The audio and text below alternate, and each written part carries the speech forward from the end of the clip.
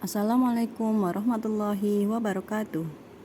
Perkenalkan, nama saya Yulia Esti Priatini dari SD Negeri Sawangan, Kecamatan Kemiri, Kabupaten Purworejo.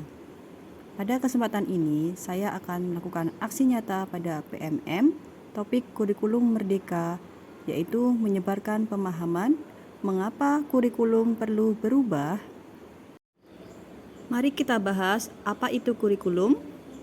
Kurikulum merupakan panduan pembelajaran pada satuan pendidikan di mana dapat dimaknai sebagai titik awal sampai titik akhir dari pengalaman belajar peserta didik. Kurikulum sangatlah kompleks dan multidimensi. Kurikulum itu dapat diibaratkan sebagai jantung pendidikan. Peran dan fungsi kurikulum. Peran kurikulum yaitu sebagai pedoman dan acuan dalam pembelajaran.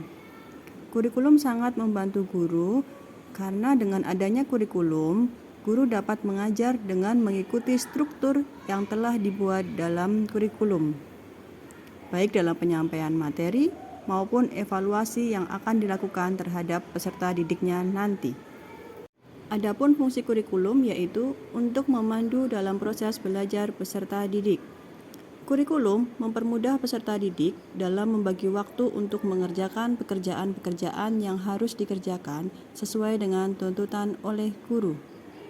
Kurikulum akan mempermudah peserta didik dalam memetakan apa yang harus ia kerjakan dari waktu ke waktu sesuai dengan evaluasi yang dilakukan oleh guru. Selain itu, kurikulum juga berfungsi untuk mengukur kemampuan diri dalam pendidikan mereka. Hal ini berkaitan juga dengan pengejaran target-target yang membuat peserta didik dapat mudah memahami berbagai materi ataupun melaksanakan proses pembelajaran setiap harinya dengan mudah. Komponen kurikulum. Yang pertama adalah tujuan. Tujuan digunakan sebagai petunjuk arah perubahan yang dicita-citakan kurikulum. Yang kedua, konten atau isi. Konten atau isi merupakan pengetahuan ilmiah yang berisi fakta, konsep, nilai, keterampilan yang akan diberikan kepada peserta didik.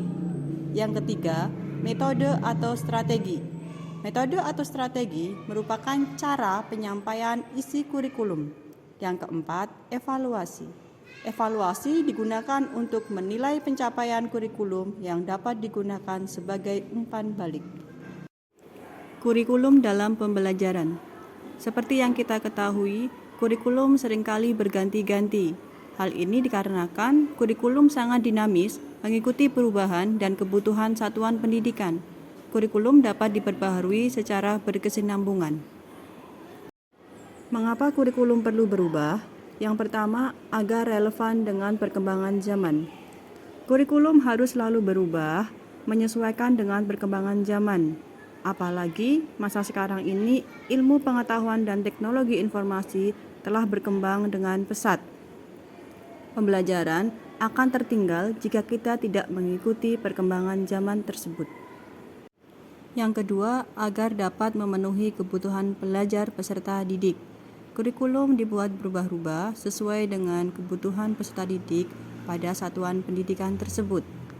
Yang ketiga, agar dapat menyiapkan generasi cemerlang di masa depan.